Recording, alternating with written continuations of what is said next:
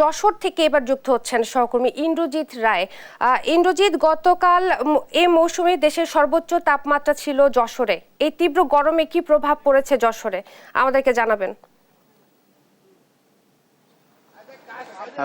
ধন্যবাদ ইশরাত, আপনি যেমনটি বলছিলেন আসলে এই মৌসুমের কিন্তু সর্বোচ্চ তাপমাত্রা রেকর্ড করা হয়েছে 42.6 ডিগ্রি সেলসিয়াস, যেটি গতকাল ছিল, এবং বাতাসে যে আর্দ্রতার পরিমাণ ছিল আসলে 25%, যেটি অনেকাংশেই কম। এবং এই যে তীব্র তাপপ্রবাহ, এই তীব্র তাপপ্রবাহে কিন্তু মানুষ জনজীবনে কিন্তু নাকাল অবস্থার সৃষ্টি হয়েছে। অর্থাৎ বিশেষ করে যারা ঘরের বাইরে বের হচ্ছেন জীবিকার তাগিদে এবং যারা কর্মজীবী মানুষ, তাদের কিন্তু সবচেয়ে বেশি ভোগান্তির শিকার হতে হচ্ছে এই গরমে।